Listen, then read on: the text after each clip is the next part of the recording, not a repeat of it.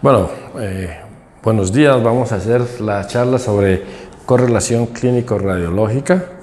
Soy Edgar Osuna del Departamento de Neurología de la Fundación Santa Fe y espero que esta sea una charla que les sea de utilidad. Muchas gracias.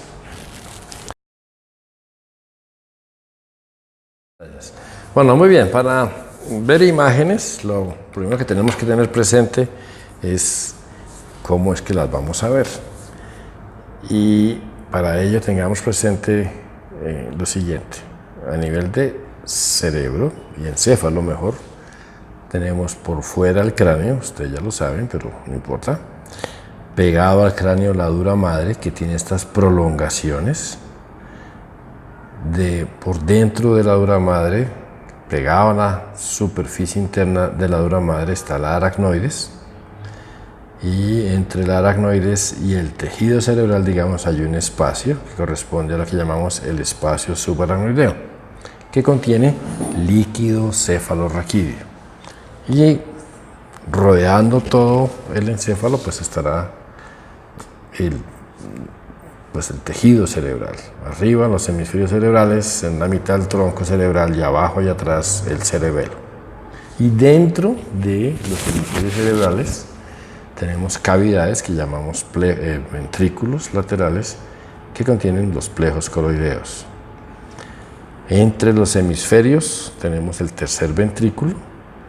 Por dentro del tronco cerebral, del mesencéfalo, digamos el acueducto cerebral, y entre el cerebelo, el puente y la médula, el cuarto ventrículo.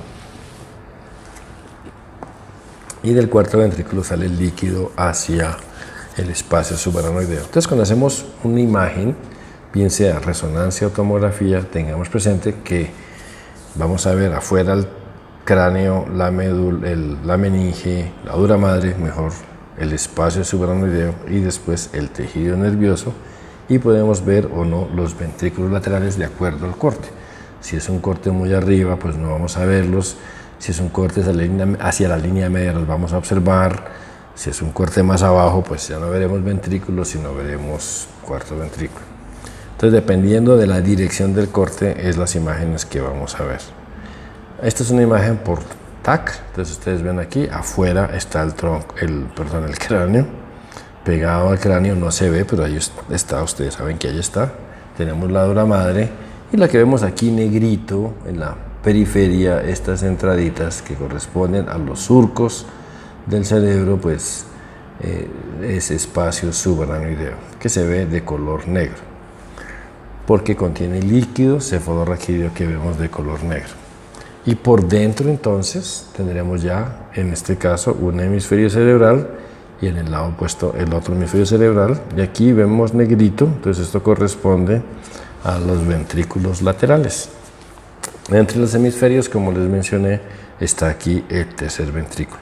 Esta es una imagen entonces de una tomografía normal en la que vemos los diferentes componentes que son líquido, o sea, hueso, que se ve muy bien, el líquido cefalorraquídeo que lo vemos de color oscuro y el tejido nervioso. Dentro de los hemisferios, como ustedes saben, pues tenemos los núcleos que hacen parte de los núcleos basales. Y aquí tenemos, pues aprovechando esta imagen, esta calcificación que corresponde a la glándula pineal. Así se ve una tomografía normal. En este caso vemos una tomografía y sabemos que es tomografía porque se ve muy bien el hueso. Les recuerdo que en la resonancia el hueso no se ve. En resonancia se ve mucho mejor el tejido que en la tomografía, pero en la tomografía se ve mucho mejor el hueso que en la resonancia. Y aquí vemos que están los hemisferios, pero si ustedes observan, el espacio subaracnoideo que está en la periferia tiene una coloración diferente al líquido cefalorraquídeo. En este caso es blanco o hiperintenso, mientras que dentro de los ventrículos el color es oscuro, o sea, hipointenso. Entonces, esta es una tomografía que nos muestra una hemorragia que ocupa el espacio subaracnoideo y se llama por eso hemorragia subaracnoidea. Entonces, con base en eso, Teniendo presente esa distribución de los tejidos, pues podemos ver las imágenes y con base en las estructuras que forman cada imagen, pues podemos hacer una correlación. Tengamos presente, esta es una imagen por resonancia. Ustedes ven, nosotros todos vemos aquí, el cráneo debe estar acá, no se ve, pero ahí debe estar. La dura madre debe estar ahí pegada al cráneo, no se ve, pero ahí debe estar. Y aquí vemos entonces negrito afuera o hipointenso el espacio subaracnoideo, que contiene líquido cefalorraquídeo. Y aquí vemos el hemisferio cerebral de un lado y del lado opuesto. Esta es una secuencia T2 FLAIR, entonces en ella se ve el líquido oscuro. Ustedes ven la sustancia gris más blanca y la sustancia blanca más oscura. Eso es claro de secuencia T2. Y como el líquido se ve negro, es que se ha atenuado el color del líquido, la intensidad del líquido, y se llama por eso secuencia FLAIR. Y aquí vemos, apreciamos los núcleos que forman los ganglios o los núcleos basales. En este caso, la cabeza del caudado, el putamen, aquí debería estar el globo pálido, el tálamo de un lado del lado opuesto. Y esto sería ventrículo lateral, la parte posterior del cuerno occipital, que eso ya lo hemos descrito en la charla de la porción cortical y subcortical. Entonces, teniendo presente estas imágenes, así lo normal, recordemos algo clave, y es la irrigación que tiene el hemisferio cerebral y el tronco cerebral. El tronco cerebral está irrigado por la arteria basilar, que da diferentes ramas, y por las arterias vertebrales, que son las que forman la arteria basilar. En este caso estamos mostrando aquí entonces la arteria cerebral media, ¿de acuerdo?, que se origina de la carótida interna y que da en su recorrido ramas perforantes que se llaman las lentículo-estriadas, y posteriormente se bifurca o trifurca y da las ramas corticales. Entonces, este primer segmento de la arteria cerebral media, la llamamos M1, y esta porción ya distal que va a dar las ramas corticales la llamamos M2 y M3, en fin, pero digamos que son las ramas corticales. Entonces, M1 es la primera porción, que es la que da las ramas lentículo-estriadas, y M2 y de ahí en adelante son todas ramas corticales. La arteria cerebral anterior, que es rama de la carótida interna, también rama final, pues irriga la mayor parte de la cara medial del hemisferio cerebral e irriga también la cabeza del núcleo caudado. Aquí tenemos nosotros, esto es la cabeza del caudado, que recibe irrigación en la parte media de la arteria cerebral anterior y la parte lateral de las ramas lentículo-estriadas. Entonces, la cabeza del caudado recibe tanto irrigación de la cerebral anterior como la cerebral media. Y aquí está pintado, pues, en este esquema, la arteria coroidea anterior, que irriga parte del hipocampo, y esta es la basilar, y sería esta la arteria cerebral posterior, dando irrigación a la cara inferior del hemisferio cerebral. También, como se puede ver aquí, la cerebral posterior dando ramas que van hacia los tálamos, las ramas posteriores. Y recordemos que la arteria coroidea anterior también da irrigación al brazo posterior de la cápsula interna. Pues hay otras arterias que también dan irrigación a estas regiones, pero pues digamos que la principal fuente arterial sería la coroidea anterior. Y recordemos entonces que desde el punto de vista del homúnculo, nuestra cara y brazo y tronco, tanto para la parte motora como para la parte sensitiva, están en la cara lateral del hemisferio cerebral.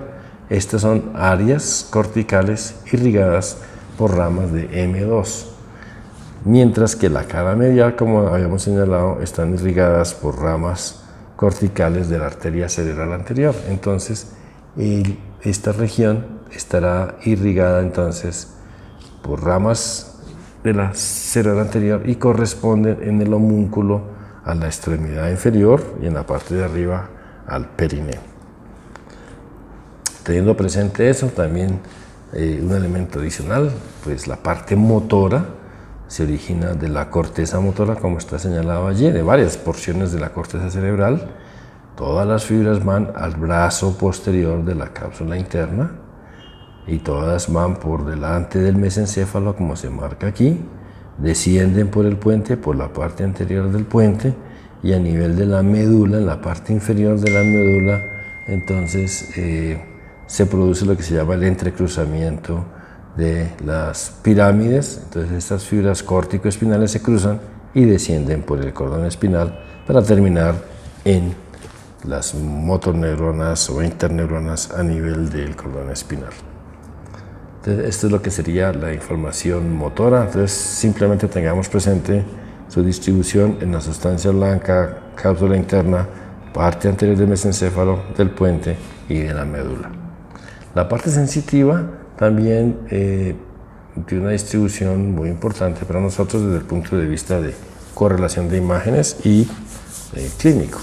Entonces, para la vía del dolor de un hemicuerpo, la información termina en el hemicordón del mismo lado, las fibras se cruzan y ascienden por el hemicordón del lado opuesto, formando el haz espinotalámico que termina en el tálamo, y del tálamo la información va por el brazo posterior de la cápsula interna y se distribuye en la corteza.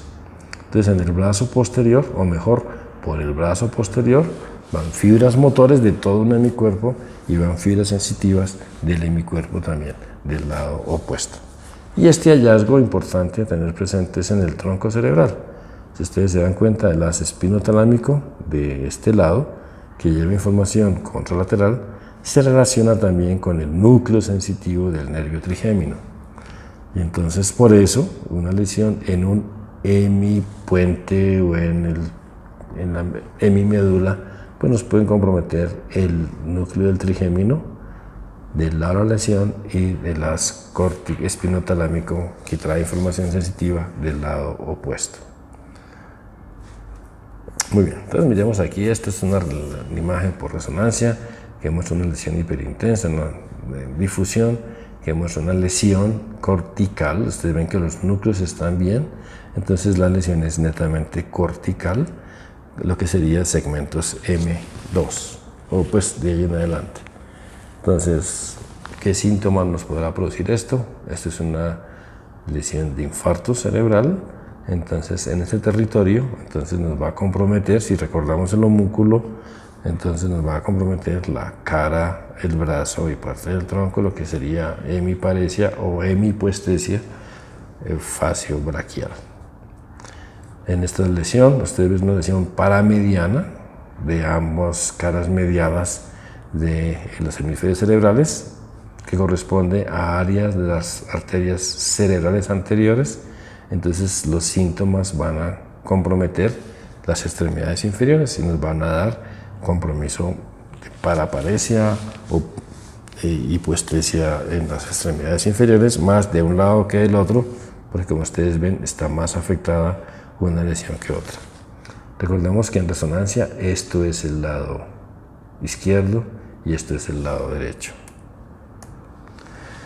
En este caso vemos una lesión en el tálamo y recordemos que al tálamo le llega la información sensitiva del hemicuerpo del lado opuesto. Entonces, pues una lesión talámica nos puede dar un compromiso sensitivo de todo el hemicuerpo del lado opuesto a la lesión.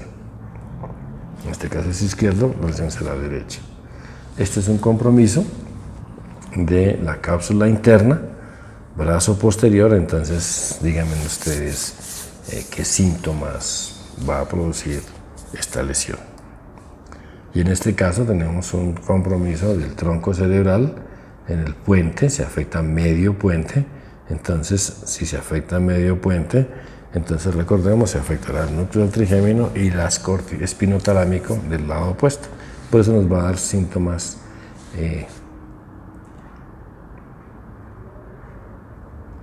de la hemicara del mismo lado de la lesión y del hemicuerpo del lado opuesto de la lesión. ¿Okay? Y en este caso tenemos una lesión en la parte anterior del cordón espinal, La parte anterior está irrigada por ramas de la arteria espinal anterior, entonces compromete la porción motora. De ahí hacia abajo, porque por aquí van los dos fascículos, o descienden, perdón, los dos fascículos córtico-espinales. Entonces los síntomas van a ser de ese segmento hacia abajo. Entonces nos daría en este caso cuadriparesia. Este es un hallazgo en imágenes que, como ustedes se dan cuenta, no corresponde a una lesión vascular, pero pueden observar aquí ustedes una lesión en el lóbulo occipital. Si fuera del territorio vascular, la lesión sería más hacia la línea media. En este caso, ustedes ven la lesión hacia la parte occipital temporal. A esta lesión nosotros la llamamos PRES, que hace referencia a un síndrome que se llama síndrome de encefalopatía reversible posterior. Es una condición que se asocia a la preeclampsia, a la eclampsia, a enfermedades autoinmunes, a quimioterapia, en pacientes sin cáncer, en pacientes con trasplante, hipertensión arterial severa. Entonces, pues es un hallazgo radiológico que vemos de vez en cuando. En este caso corresponde a una resonancia de una paciente que estaba en quimioterapia y presentó súbitamente ceguera.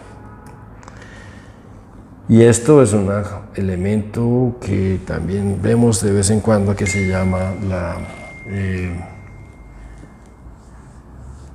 vasoconstricción cerebral reversible, que es parecido al PRES, pero lo que se produce es vasoconstricción en diferentes vasos sanguíneos del cerebro. Como dice aquí, esta es una señora que tuvo cesárea después de una preeclampsia, o hecho por preeclampsia, y después de 2 días presenta pérdida de la visión seguida por debilidad en la extremidad. Y ustedes ven aquí una lesión que es un poquito diferente a la anterior porque ocupa más el terreno vascular. Y al examinarla, ustedes ven aquí las flechas, muestran cómo está de vasoconstreñidas las arterias, en este caso la basilar, la cerebral media, la cerebral anterior y la cerebral media del otro lado. Entonces a esto se le denomina vasoconstricción cerebral reversible, que dependiendo del vaso que esté más con mayor disminución de la luz vascular, pues va a producir más o menos síntomas. Entonces, como ven aquí, pues la angiografía por resonancia reveló vasoconstricción generalizada tanto de la circulación anterior como la posterior. Posteriormente, digamos semanas después, se observa que los vasos de nuevo toman su tamaño normal, pues eso se llama reversible. Claro, si la vasoconstricción es muy severa, pues puede producir lesión cerebral, que una vez se restituya el volumen vascular, pues ya no va a ser útil. Entonces es importante tener esa condición presente, porque pues requiere tratamiento inmediato para prevenir que esta vasoconstricción produzca lesión cerebral. Muy bien. Aquí observan ustedes allí, esta es una secuencia T2, una secuencia en difusión, esto que se llama mapa ADC. Cuéntenme ustedes dónde ubican la lesión y qué síntomas creen que produce. Este es un TAC cerebral que muestra una hemorragia en qué núcleo. Les muestro aquí, estos son los ventrículos laterales, aquí se ve el espacio subaracnoideo y esta constituye la hemorragia cerebral. ¿Qué núcleo estaría afectado y qué síntoma podría producir? Y aquí ustedes ven, les ayudo aquí más, es una secuencia, una resonancia en secuencia FLAIR, difusión y mapa ADC, donde ustedes ven una lesión en la cabeza del núcleo caudado. Entonces, como mencionamos, pues seguramente es una lesión que tiene que ver con la circulación anterior o con ramas de la circulación media. Muy bien, aquí ustedes observan una tomografía, el número 1, entonces marca un sitio que contiene líquido cefalorraquídeo. Ustedes ven aquí los ventrículos, esto tiene líquido cefalorraquídeo y la intensidad es muy igual a esto. Entonces, esto corresponde a líquido cefalorraquídeo en el espacio subaracnoideo, y en este caso es un quiste subaracnoideo gigante. Si aquí ustedes ven, este es el lóbulo temporal, y aquí se ve muy reducido el tamaño del lóbulo temporal. ¿Qué síntomas creen ustedes que pueda producir eso? Muy bien, aquí tenemos una secuencia, FLAIR, T2, difusión de MAPOM-ADC, que muestra un infarto básicamente en el hipocampo. Entonces revisemos qué arteria del lado, derecho, revisemos qué arterias irrigan el hipocampo y qué síntoma podría producir esta lesión. Aquí tenemos una persona que tenía crisis convulsivas y una lesión que está en la parte anterior del hipocampo, en lo que era el complejo amigdalino. Entonces aquí ustedes ven, esto corresponde al complejo amigdalino, este es el mesencéfalo, entonces aquí está la lesión. Esta persona tenía unas crisis convulsivas en las que se le afectaba el lenguaje, una cosa que llamábamos como arresto del lenguaje. En esta imagen lo que vemos es por fuera del cerebro. Este es el cerebro y aquí ustedes ven, esta es la imagen que muestra un acúmulo de líquido.